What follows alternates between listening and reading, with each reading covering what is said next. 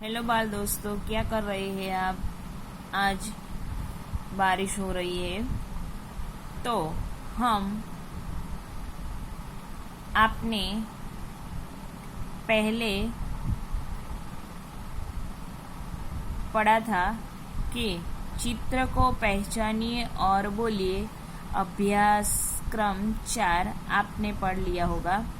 अभी आपको ऐसे ही चित्र ऊपर दिखाई दे रहे हैं जो चित्र को देखकर पहचानिए उसमें से है। तो यहाँ पे मैं अब अभ्यास 5 देखकर सही रूप से लिखिए। तो यहाँ पे कुछ ऐसे शब्द यानी कि हिंदी वर्णमाला के कुछ ऐसे शब्द दिखाई दे रहे हैं जो आपको दोबारा लिखना है।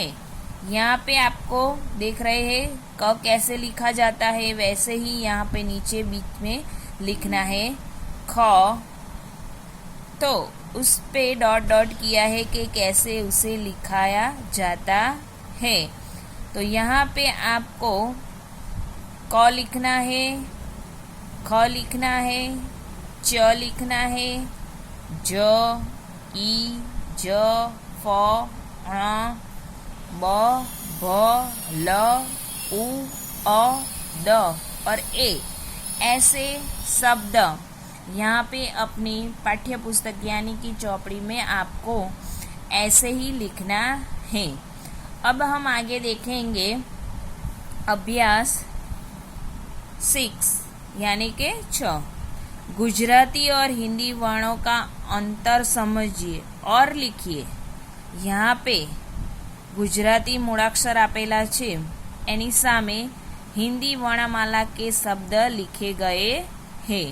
तो आपको हिंदी वर्णमाला के अंतर यानी कि તેને કેવી રીતે લખાય એ સમજવાનું છે। તો અહીંયા ગુજરાતીમાં આપેલા છે, એની સામે હિન્દી વર્ણમાલા આપેલા છે, એવી જ રીતે આનું આજ અહીંયા લખવાનું છે। જેમ કે ક વચ્ચે ડેશ और ये क, ख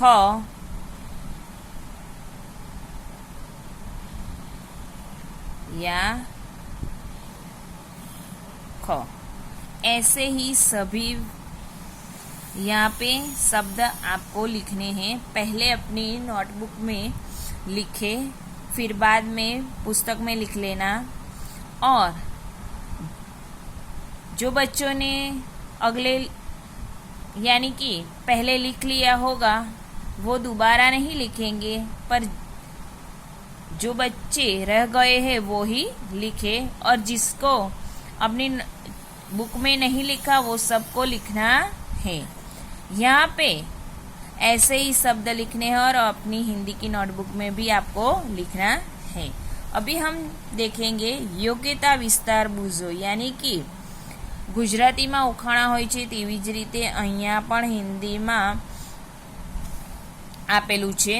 તો यहाँ एक कविताના રૂપમાં આપેલું છે कि बिना पंखी उड़ जाती बांध गले में डोर, खींचो तो ऊपर चढ़ जाती रहे हाथ में छोर। यानी कि ये पहेली बुझाओ क्या है। तो यहाँ पे आप चित्र देख रहे हैं, उसे क्या कहते हैं, पतंग। बिना पंख ही उड़ जाती એટલે કે તેને પાંખો, इसकी पाँख नहीं है फिर भी वो उड़ सकती है। बांधे गले में डोर यानी कि इसकी गले में डोर यानी कि આપણે પતંગને દોરો બાંધીએ છીએ તે। ખીંચો તો ઉપર ચઢ જાતી એટલે કે તેને દોરી બાંધીને ઉપર આકાશમાં આપણે ઉડાડીએ છીએ અને ખેંચીએ છીએ તો ઉપર આકાશમાં જ જાય છે, ઊંચે ને ઊંચે જાય છે। રહે હાથ में छोर यानी कि छोर यानी કે દોરો, ધાગા। તો દોરો આપણા હાથમાં રહે છે ને પતંગ ઊંચે આકાશમાં ઉડે છે, તેવી અહીંયા સમજ આપેલી છે। तो चलो बाल दोस्तों, फिर मिलेंगे, बाय बाय। और ये अपनी हिंदी की बुक में आपको लिखना है और अपनी नोटबुक में भी इसे लिखना है। जो आगे लिखा होगा वो नहीं लिखेंगे, जिसने नहीं लिखा वो सब लिखेंगे। तो बाल दोस्तों फिर मिलेंगे, बाय बाय।